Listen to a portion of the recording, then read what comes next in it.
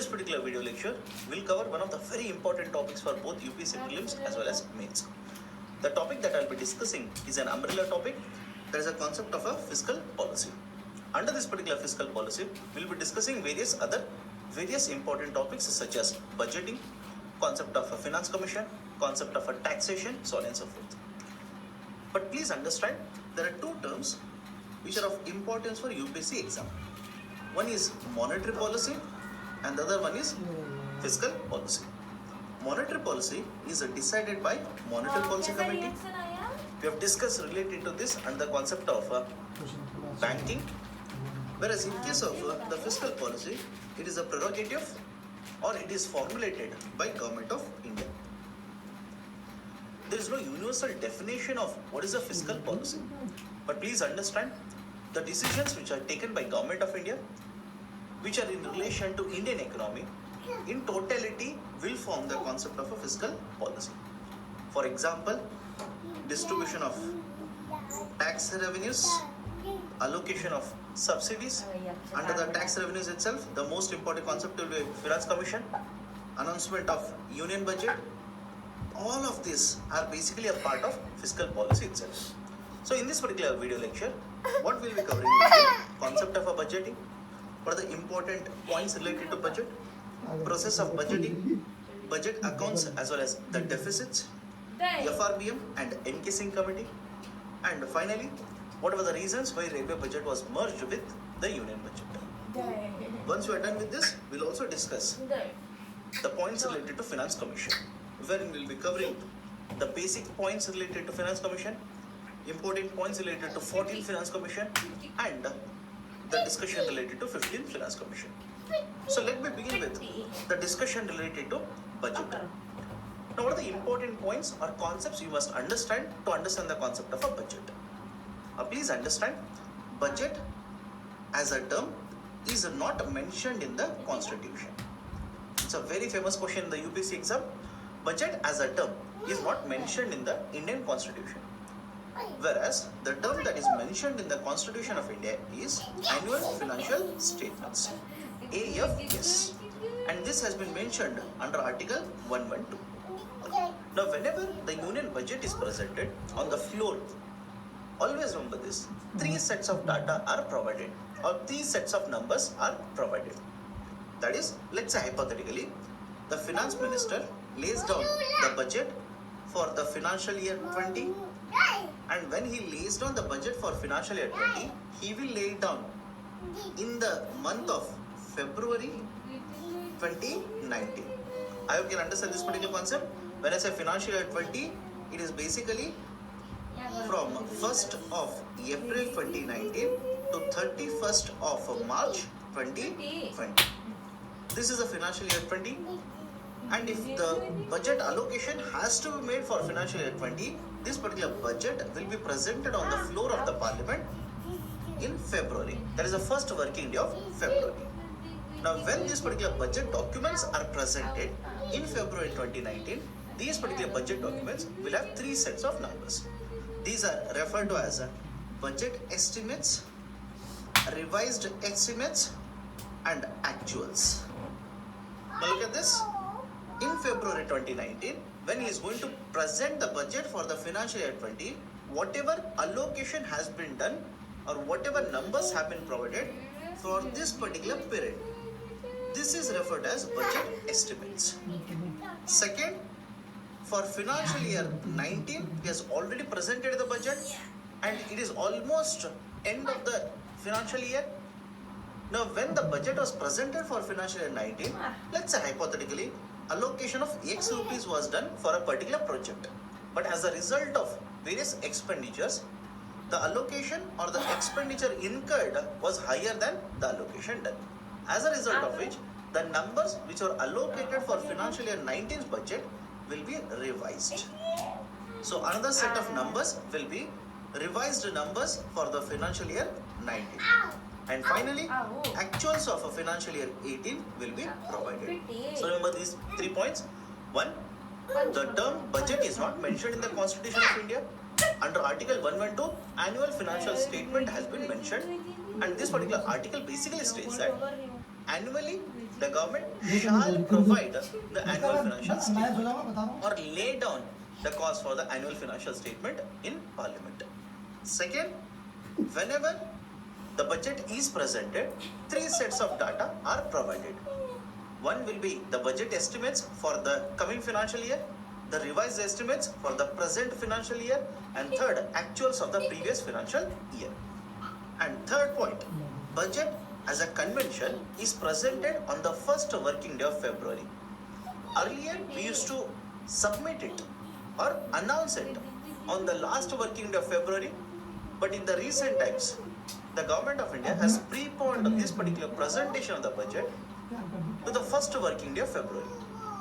The logical reason that was given by government was that the budget, if presented on the last working day of February, will take a longer period of time, and by the time the budget is actually passed and receives the assent of the President of India, we would be entering into the next financial year. 2 or 3 months of the next financial year would be over, and then the allocation of the funds would have happened. To prevent this kind of a situation and to ensure that various ministries will get the funds even before the onset of the next financial year, Government of India has preponed this particular concept of presentation of the budget. So remember this, Constitution of India does not mention the word budget, does not say when the budget has to be presented or at what time it has to be presented. Earlier the budget was presented during the evenings. Now we have preponed it to the morning session. So these are some of the very important points related to the concept of a budget. Now what are the other important points? One, government basically in the concept of a budget says that they are going to incur certain expenditure and they are going to collect certain receipts. Now remember this, do not use the term revenue to represent income of the government in case of a concept of a budget. I'll repeat the statement. Do not use the term revenue to represent income of the government under the concept of a budget. In layman terms, for us, revenue means earnings. But under the concept of a budget, revenue means something else. You will understand it when I discuss the concept of deficits. But now understand this, the government will incur expenditure in the form of infrastructure expenditure, in the form of expenditure for social welfare schemes, so on and so forth. And on the other hand, will also collect certain incomes, such as tax incomes, non-tax incomes, so on and so forth. The term income is represented by the term receipts under the concept of a budget. So basically, government will incur expenditure, will earn income. All the money related to expenditure as well as income will be from the consolidated fund. That is, Government of India will withdraw the funds from the consolidated fund, incur expenditure. Whatever receipts are collected will be deposited into this particular fund. But more importantly, remember this, the government to withdraw even a single rupee from the consolidated fund has to get the permission from the Parliament. I'll repeat the statement, government even to withdraw a single rupee from the consolidated fund of India has to get the permission from the Parliament. During the concept of a budget, what they do is basically get the permission from the Parliament itself. That is one very important point you must remember. Second, concept of money bills. Although it's a term which is used in the polity, please understand, money bills will have certain very important features. One, prior recommendation of President of India is important or is needed to introduce this particular bill in the Parliament. Second, when I say Parliament, it has to be introduced in Lok Sabha. Third, Lok Sabha's powers are superior compared to Rajya Sabha in case of money bills. That is, once Lok Sabha passes this particular money bill, it will be sent to Rajya Sabha. Rajya Sabha within 14 days either has to pass this money bill or has to send it back with recommendations to the Lok Sabha. Now whether to accept these particular recommendations or not is the prerogative of Lok Sabha. If Lok Sabha accepts the recommendations, it will make the changes in the money bill. If it outrightly rejects it, no changes shall be introduced in the money bill and even after 40 days, if Rajya Sabha doesn't pass this particular money bill, it shall be sent to President of India, assuming that Rajya Sabha has already passed this particular bill. So these are the important features that are associated with money bill. Now, why am I giving you the features of money bill when I am going to discuss the concept of a budget? Please understand this. When I use the term budget, budget is not a bill. Budget is rather a set of documents. Some of the very important documents which are presented during the presentation of the budget are: one, appropriation bill. What are these? I'll explain it in a minute. Second, finance bill. Third, FRBM documents. Fourth, summary documents. Fifth, tax expenditure documents. Sixth, medium term expenditure framework. Now please understand this. The first, that is appropriation bill, as well as the finance bill, are treated like money bill. I'll repeat the statement. Both appropriation bill and the finance bill are treated like money bill. What does appropriation bill basically represent? It represents the expenditure that the government of India is going to incur, which is going to be withdrawn from the consolidated fund of India. Finance bill basically represents the income sources which are going to be generated by the government of India, which are going to be deposited into consolidated fund of India. So the appropriation bill discusses withdrawal from the consolidated fund, and finance bill discusses deposits into the consolidated fund of India. And both of these particular bills are treated like money bills. Hence, Lok Sabha will enjoy higher powers compared to Rajya Sabha in case of the presentation of the budget, discussion of the budget, and passage of the budget. That is the second most important point. Third, whenever I say appropriation bill, I basically discuss the withdrawals or the expenditure incurred by the government. Now, some of these particular expenditures will be allocated for constitutional bodies, such as Supreme Court, UPSC, so on and so forth. Now, always remember this: the constitutional bodies are protected under the Constitution of India by using two very important measures. One, whenever an authority has to be appointed, there is a particular process which has been prescribed. When he has to be removed, a particular process which has been provided under the Constitution. And second, whenever the appointment of authority will happen, during his tenure, certain conditions of his services shall not be changed, such as his salary. So look at this. Whenever Government of India introduces the concept of an appropriation bill, it has got expenditures. One of the form of expenditure will be salaries paid out by Government of India, and the salaries of the constitutional authorities are protected by the Constitution of India. So basically, under the concept of expenditure, there are two types of expenditures. One, expenditure charged, which is non-votable part of the budget. Expenditure made, which is the votable part of the budget. What is the meaning of this?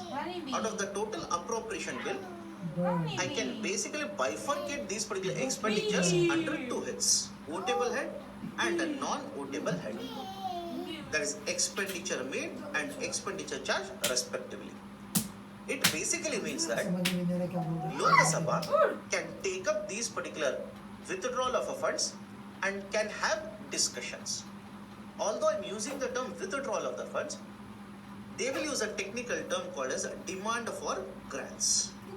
What do you mean by demand for grants? Finance Minister is basically demanding certain money from the consolidated fund of India, which shall be incurred in the form of an expenditure.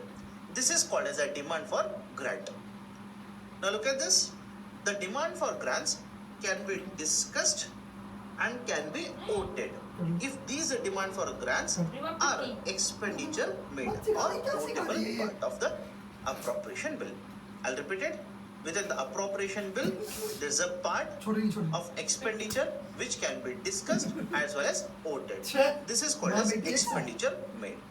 And there is another part, for example, salaries of the Supreme Court judges. These particular parts can be discussed but cannot be voted.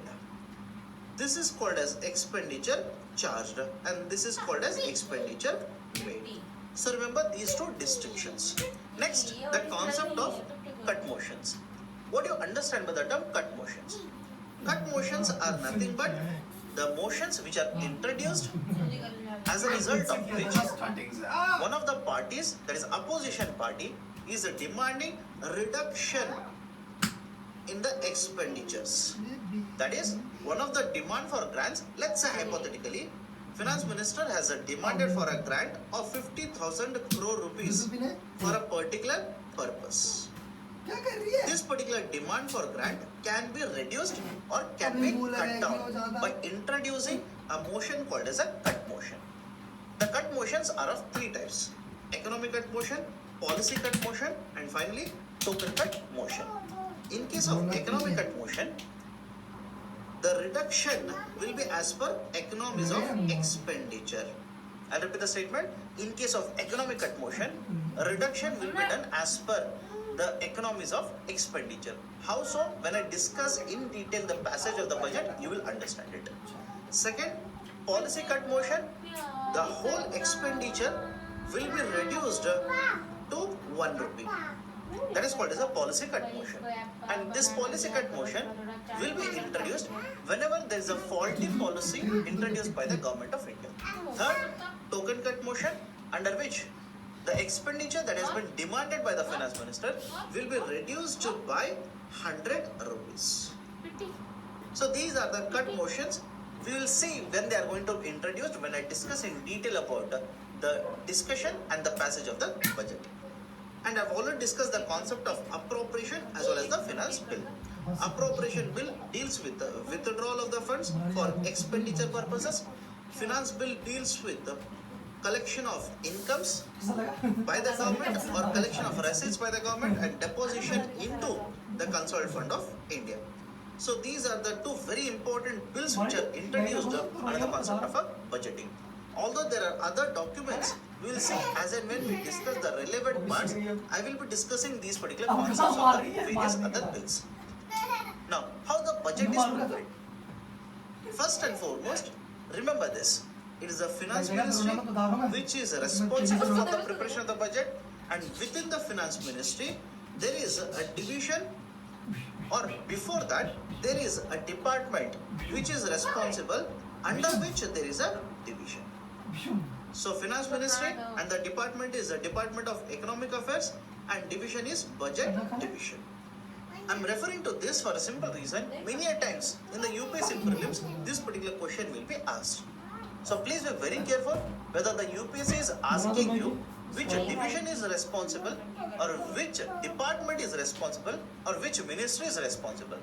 I don't think there will be any problem with respect to the ministry which is responsible for the preparation of the budget. Everyone will know that it is the finance ministry which will prepare the union budget. But sometimes you will get confused between which department it is. Always remember this, it is the Department of Economic Affairs which is responsible for the preparation of the budget. And it is the budget division which functions under DEA which is responsible for the preparation of the budget. So first step in the preparation of the budget is the division will prepare a circular which is referred as budget circular and will basically circulate it amongst all the departments or various ministries of the government. Now remember this, usually around 6 to 7 months before the presentation of the budget, they will prepare the circular and circulate it or send it to all the ministries or departments.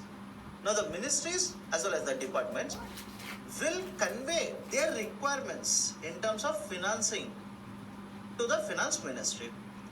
Let's say there is a ministry A, it will put forward its demand of X crore rupees. There's another ministry B, it will put forward demand for Y crore rupees, so on and so forth.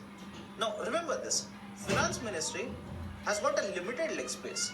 In simple terms, finance ministry knows that whatever demand for expenditure has been put forward by various ministries, all this particular demand cannot be met.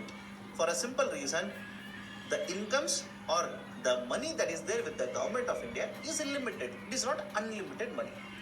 when the money is limited, obviously the expenditures which are allocated for various ministries should also be limited or should be proportional, or to be more precise, it should be towards achieving more efficiency.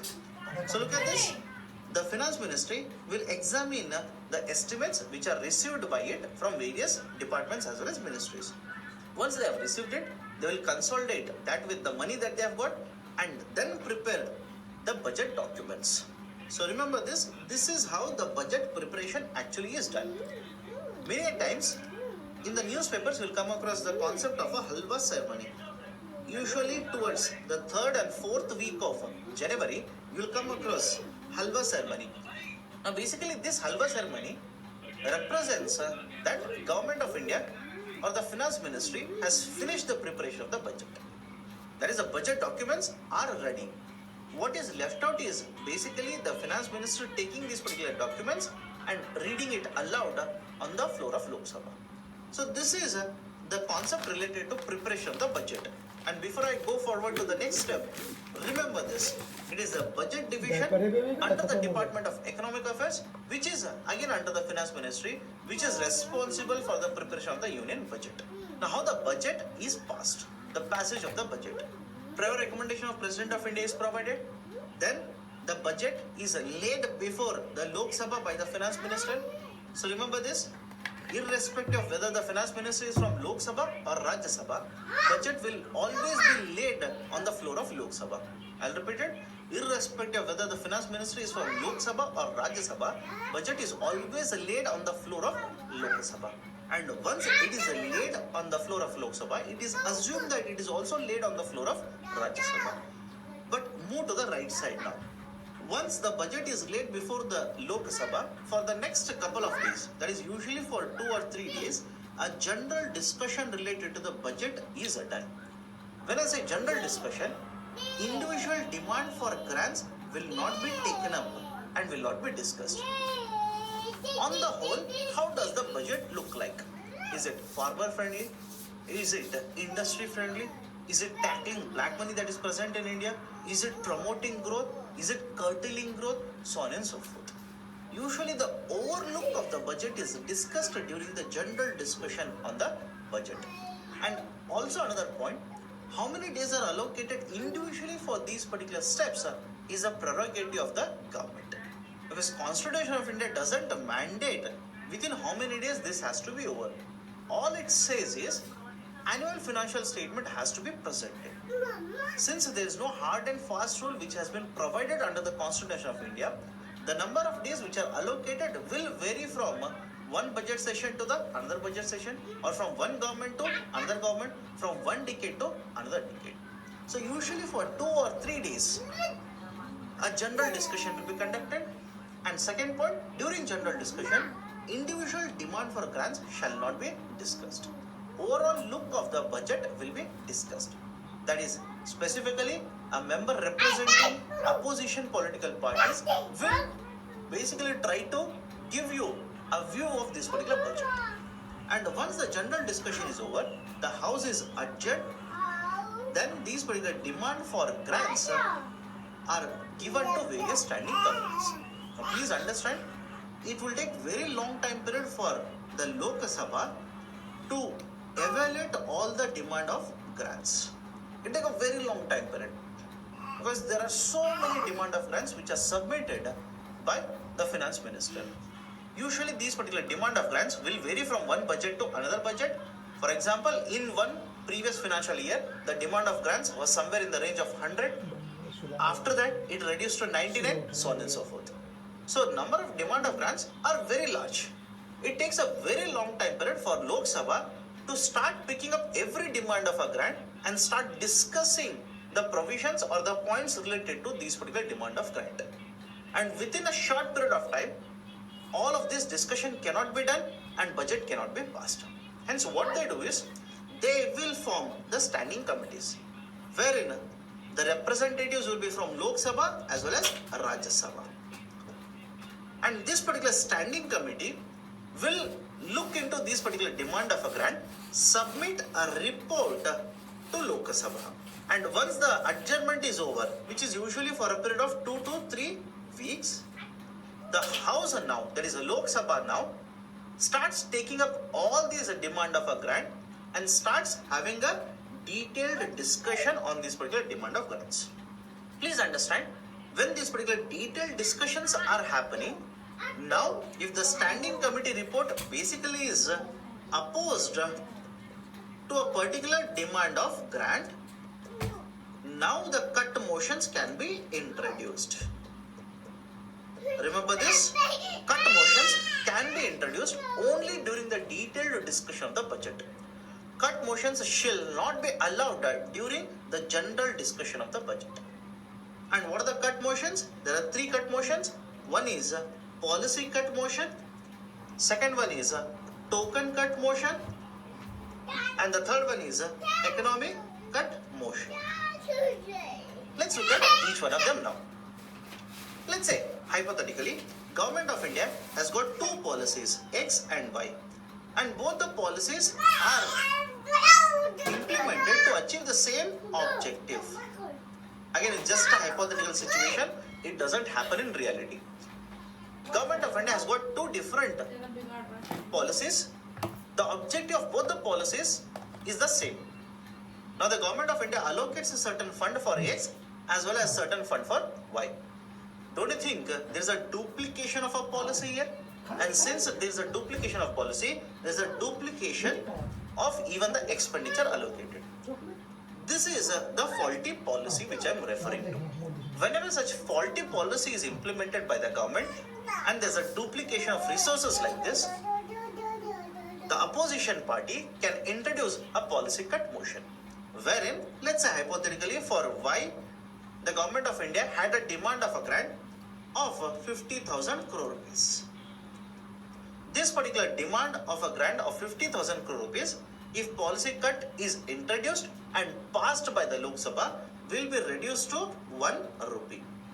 Remember this, it will be reduced to 1 rupee. This is a policy cut motion. But more importantly, also remember this, there are certain conditions which are associated with respect to introduction as well as the passage of a cut motion. For a passage of a cut motion, you need majority in the Lok Sabha. And it is the government which holds the majority, or it is the ruling party which holds the majority in Lok Sabha. Hence, you will not see the passage of these particular cut motions. And it is more difficult to even introduce these particular cut motions. But nevertheless, this kind of a policy is there with respect to having a check and balances on the system. So first is a policy cut motion. Second one is a token cut motion. If the token cut motion is introduced and passed, then the expenditure which has been demanded by the finance minister will be reduced by 100 rupees. So in case of policy cut motion, it will be reduced to 1 rupee. In case of a token cut motion, it will be reduced by 100 rupees. And in case of economic cut motion, let's say hypothetically, demand for a grant for a particular objective X is 50,000 crore rupees. But the standing committee says 50,000 crore is not required. What is required is 40,000 crore rupees. Now, during the detailed discussion, if the finance minister is not able to defend this particular demand of a grant, then the opposition party may introduce an economic cut motion. With the passage of economic cut motion, the allocation of expenditure shall be dragged down from 50,000 crore rupees to 40,000 crore rupees. So, as per economies of expenditure, it will be dragged down or it will be reduced. So, these are the three cut motions which are present and will be introduced or may be introduced during the detailed discussion with respect to this particular demand of grants. And once these demand of grants are discussed and voted by the members, you will form the appropriation bill after joining with the other expenditures. What are the other expenditures? Other expenditures which can be discussed but shall not be voted.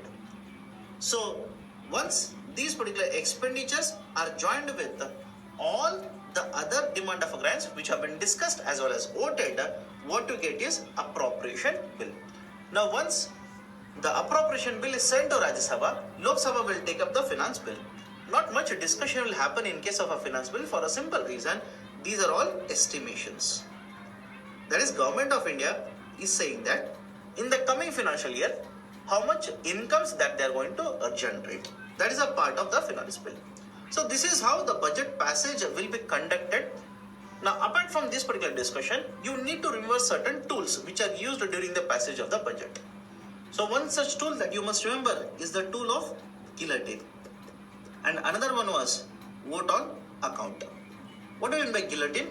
Now let's say, hypothetically,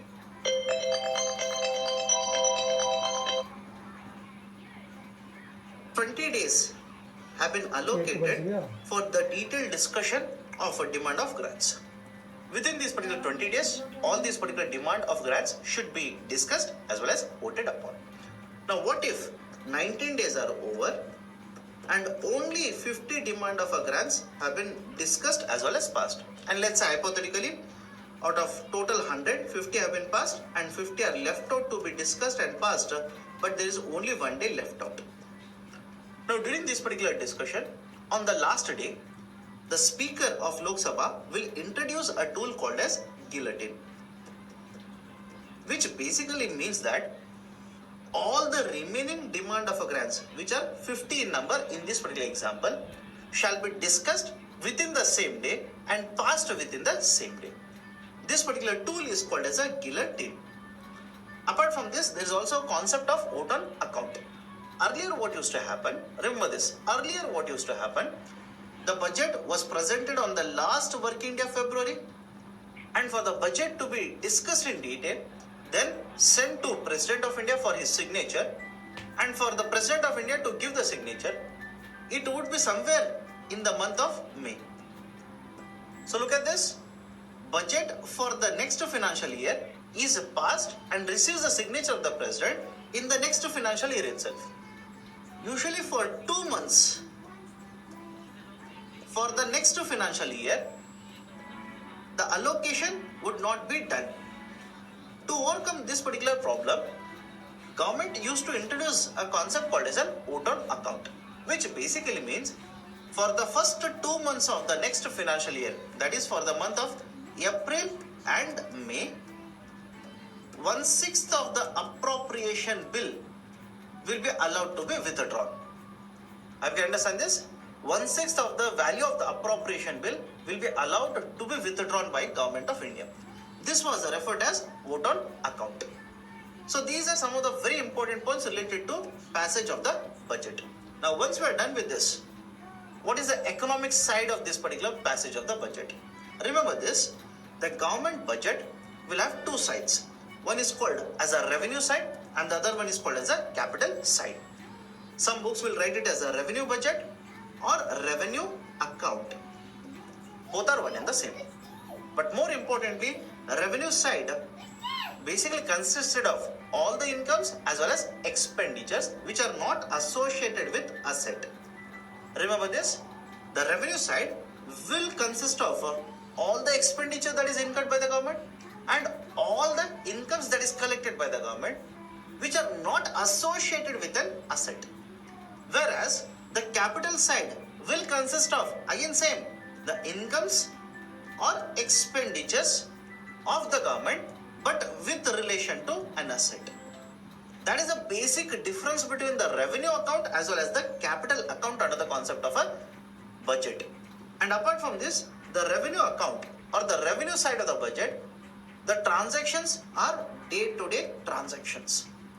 Whereas under the capital account side of the budget, the transactions are not very frequent but more importantly related to an asset.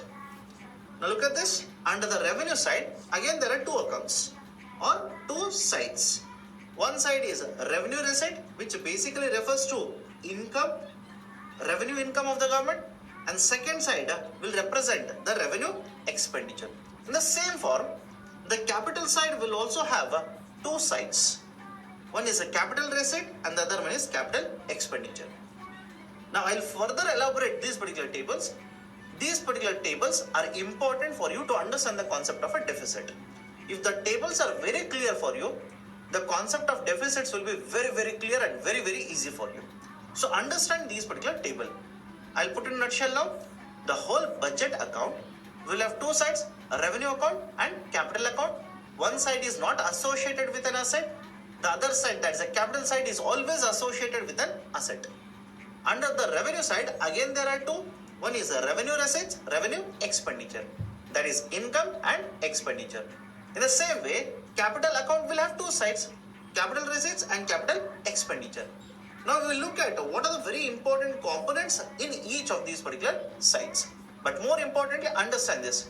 When I discuss these particular concepts in the coming slide, I will put the total receipts on one side and I'll put the total expenditure on the other side.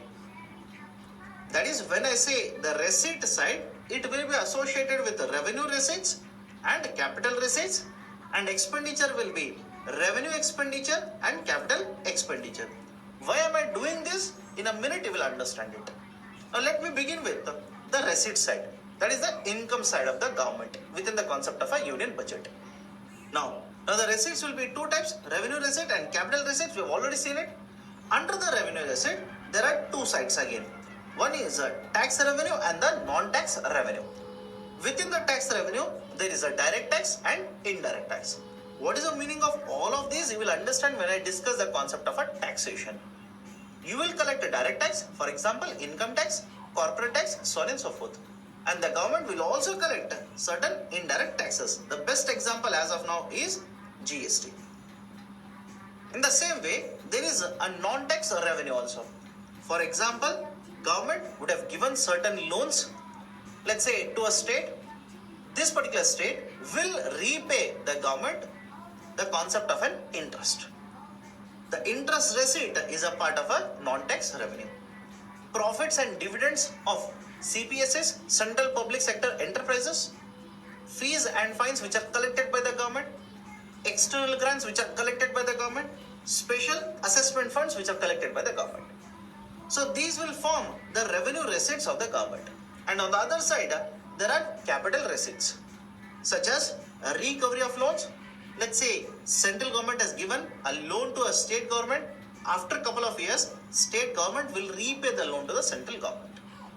Disinvestment, which is basically nothing but a receipt or income generated by the government by selling off the ownership in a public sector enterprise. I'll just elaborate the discussion on disinvestment here, why it is one of the very important concepts. Disinvestment basically means central government owns certain assets in the form of CPSEs, Central Public Sector Enterprises. Now the ownership of the central government in the CPSEs may vary. For example, in some of the CPSEs, government may own 100% of the shares. In some of the CPSEs, let's say 90%. In some of the CPSEs, 78%, so on and so forth. In simple terms, remember this. The CPSEs are those entities, since the government owns at least 51% of the shares, these particular entities are called as Central Public Sector Enterprises. Now the government will sell some of the shares of these particular entities in the market, that is share market, collect money from the market. Such earnings or the income generated by the government is called disinvestment. Have you understand this? Central government will own the shares in CPSEs. This particular ownership is sold by the government. Now when I say ownership, part of the ownership could be sold, majority part of the ownership could be sold, complete ownership could be sold by the government. For example, let's say Government of India owns 99% of the shares in a particular CPSE, let's say X.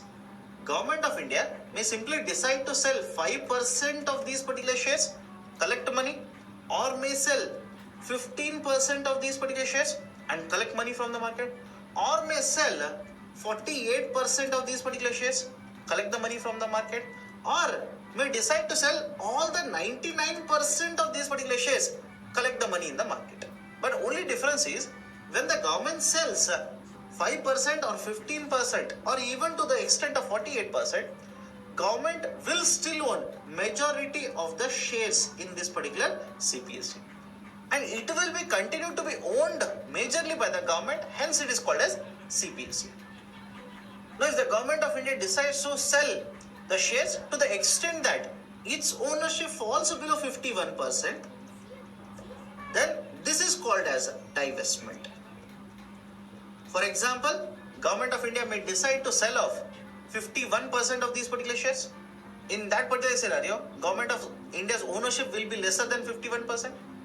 Government of India may decide to sell 90% of these particular shares or completely sell off, that is 99% of the shares.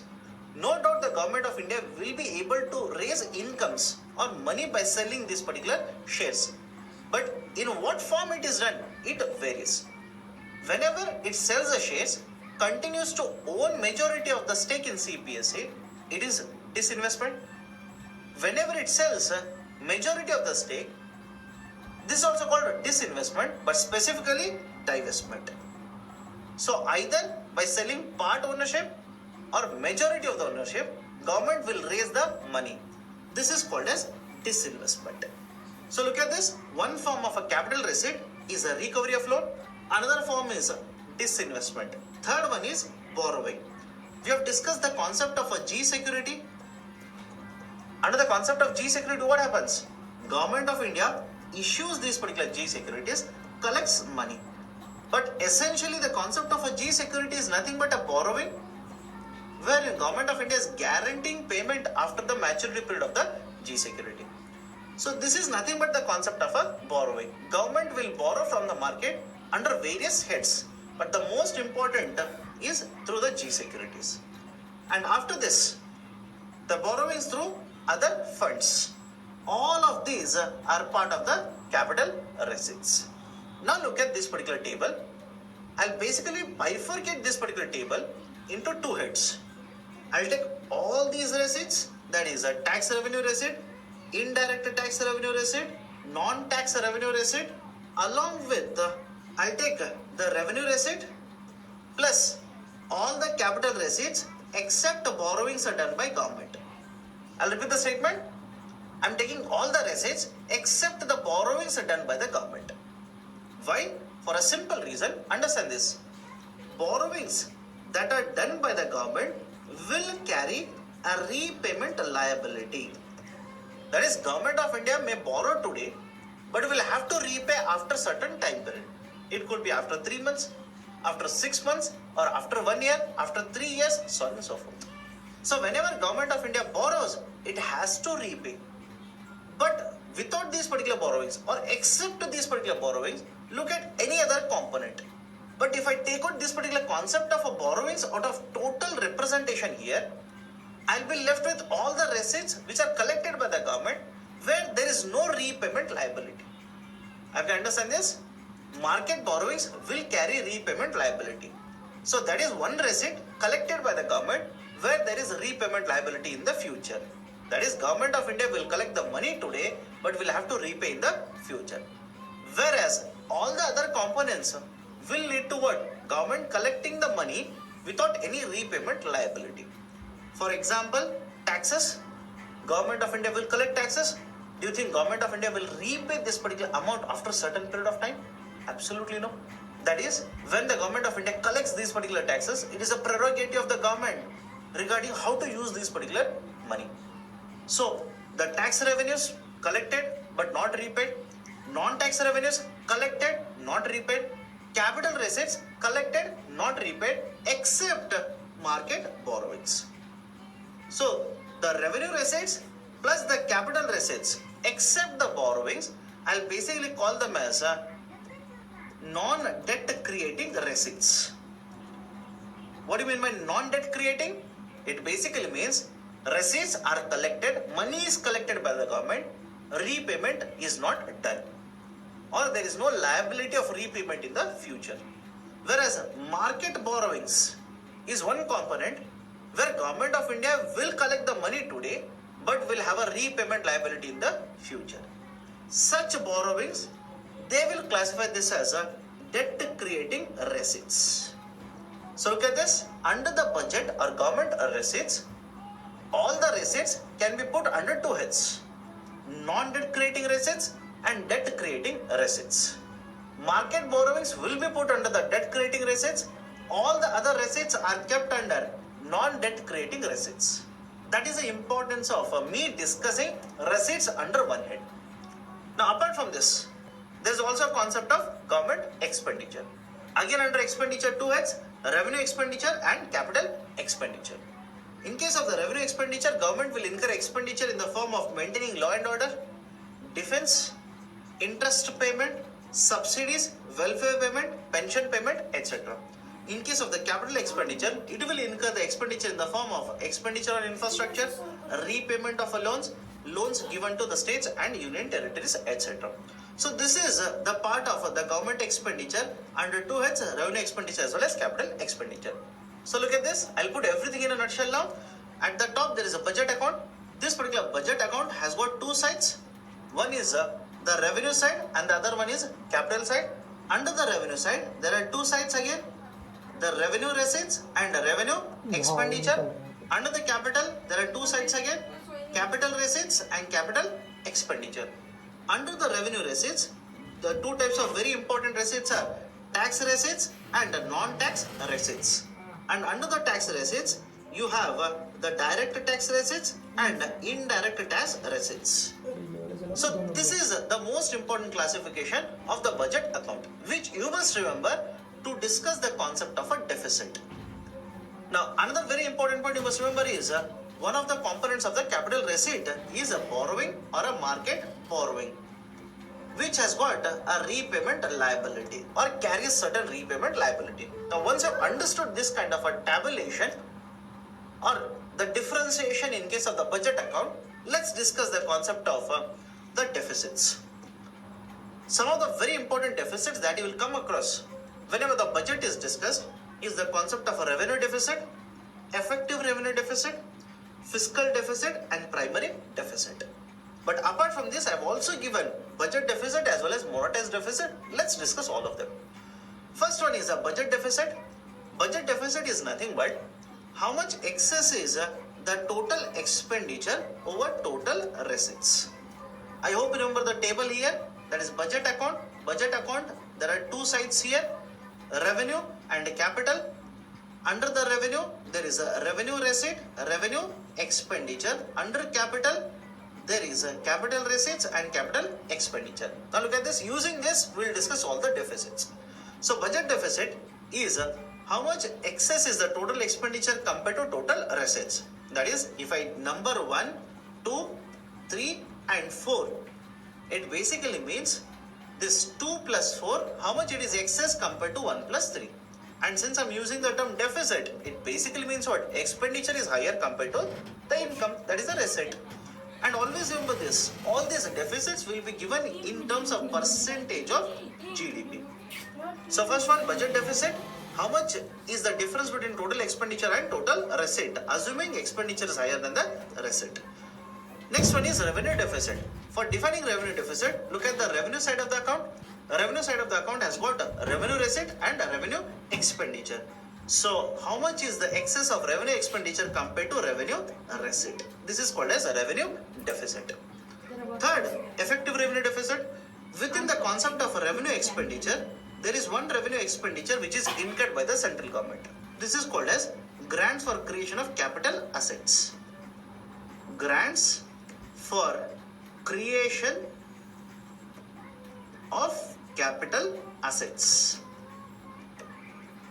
This is the revenue expenditure incurred by the central government, wherein grants are given by the central government to the state government or the departments under the state government. For what purposes? For the purpose of creation of an capital asset. Hence, this is called as a grant for creation of capital asset. Now, initially, if you remember, I said any expenditure related to the asset should be kept under the capital head. But now you are saying one of the expenditure incurred for the capital asset is kept under the revenue head. This is done for a simple reason. This expenditure is not incurred by the central government directly. I'll repeat it. This expenditure is incurred by the central government indirectly. That is, central government doesn't directly have an expenditure. It gives to the state government. State government has got the expenditure. That is the precise reason this component of a GCCA is kept under the revenue expenditure. But nevertheless, some of the experts basically say this is nothing but associated with an asset. I can understand this. Irrespective whether it is done by the central government or the state government, it is associated with an asset. Since it is associated with an asset, it has to be kept on the capital side, not on the revenue side. That is a precise reason. In case of the effective revenue deficit, what they do is they will take the revenue deficit, and one of the reason of a revenue deficit is what? Grants for creation of a capital asset. You will have to subtract grants for creation of a capital asset. This will be called as effective revenue deficit. Okay. Next is the fiscal deficit. Now please understand this. Whenever government announces a budget, it will allocate certain expenditure and it expects a certain receipts or income. But don't you think the receipts that are collected should match the expenditure? That is, let's say a household. This household wants to spend 100 rupees in a month. Now the question is, if they want to spend 100 rupees, don't you think they should be having 100 rupees in the hand? I can understand this analogy. First, understand the concept of expenditure and receipt of a household, expand it to the government. It is the same. What I'm saying is, imagine a household, it wants to spend 100 rupees.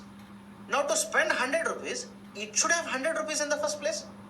Now what if the person who is living in the household has a salary of only 60 rupees? In simple terms, he has 60 rupees, but he wants to spend 100 rupees. How can he do it? He has to borrow from the market. How much? 40 rupees. So as to ensure that he has got 100 rupees to spend. Otherwise, what will happen? He cannot invest or he cannot spend 100 rupees without having 100 rupees in the hand. That is the precise reason government will allocate expenditure, and the expenditure is generally higher than the non-debt creating receipts. That is the money which is there in the hand of the government. Now, if you want to incur this much amount of expenditure, this money is not sufficient. So what you will do?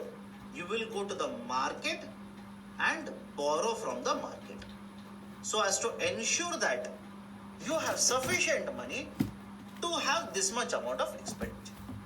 So look at this. Fiscal deficit is represented by the formula total expenditure minus non-debt creating receipt. Now what is the difference between total expenditure and non-debt creating receipt? It is nothing but the market borrowings. Now we can understand this analogy here. The same format, let's assume government of India wants to spend 100 rupees, but through non-debt creating receipts, it has collected only 60 rupees. How can you ensure expenditure of 100 with only income of 60? It cannot be done.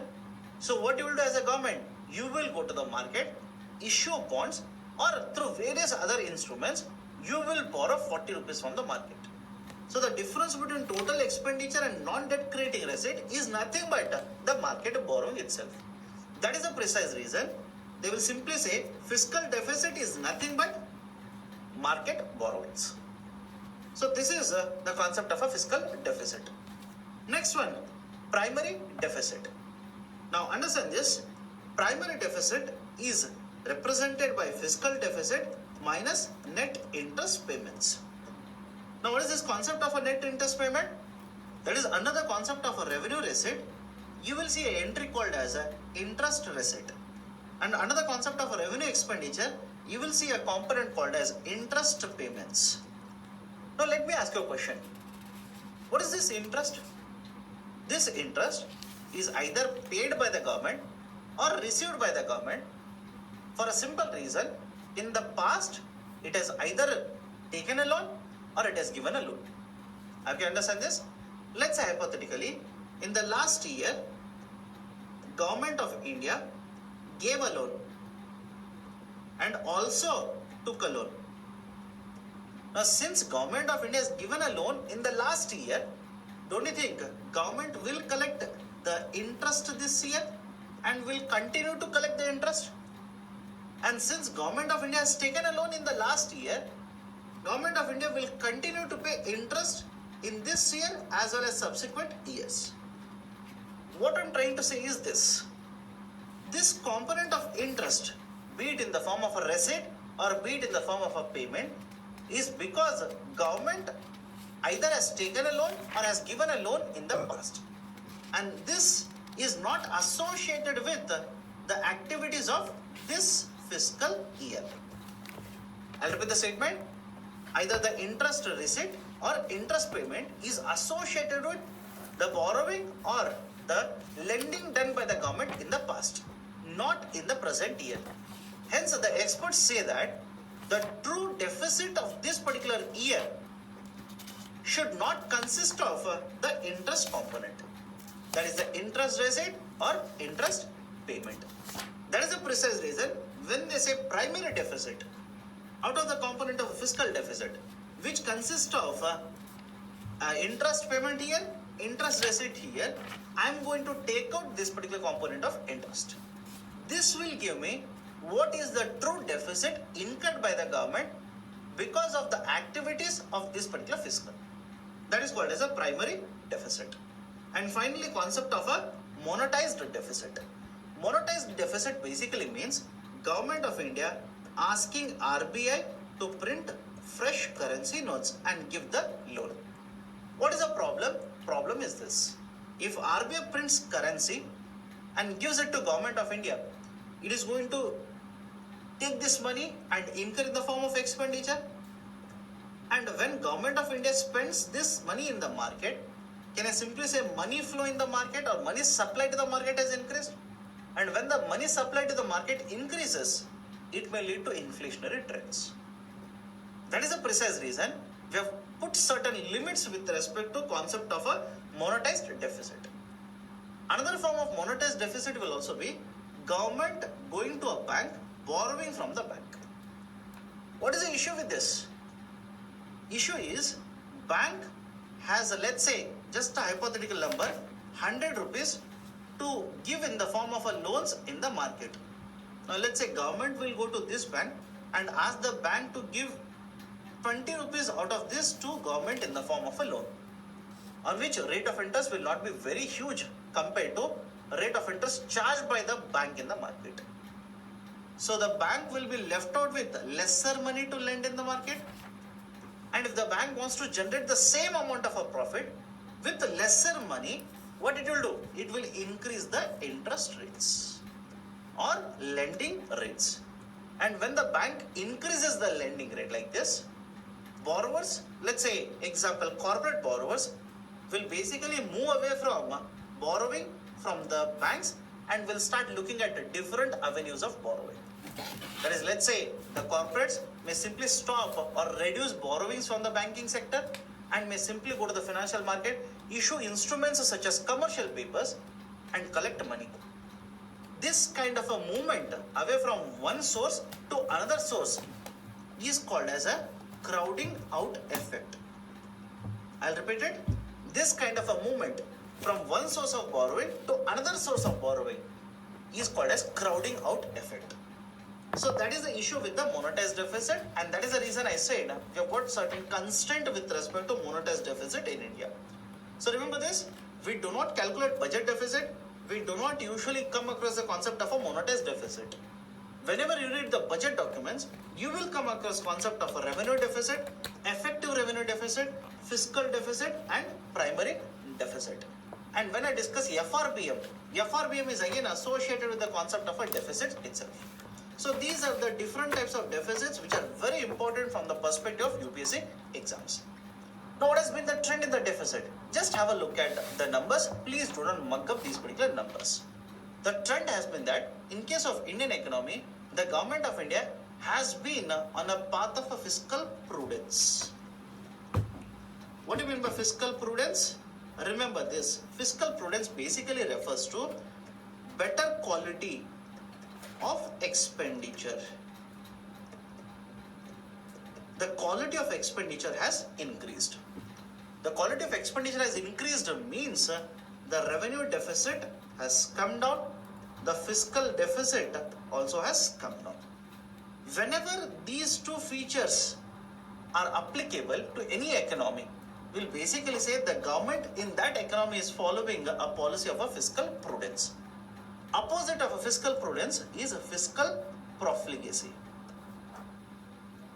where government of India incurs expenditure which will not generate any kind of a receipts for it or any kind of a benefits for it, whereas it burdens the government excessively. This kind of a policy is called as a fiscal profligacy policy. For example, many times you will come across the discussions related to loan waivers, and one of the very important negative points associated with the loan waiver is it is a policy of a fiscal profligacy. That is, it doesn't provide any kind of a benefit or structural benefit to the agriculture sector and increases the burden of the government, irrespective of whether it is a central government which has announced it or the state government which has announced it. So this is a concept of a fiscal prudence and fiscal profligacy. If you just look at the trends of the revenue deficit, fiscal deficit in case of India, you will see that to a very great extent, over a period of time, the fiscal deficit, revenue deficit and effective revenue deficit have been declining. Although yes, in the recent times, they are getting stabilized because of various external pressures as well as internal pressures. But nevertheless, compared to what the situation was back in the beginning of this particular decade, the situation presently is much better in terms of a fiscal deficit, revenue deficit as well as effective revenue deficit.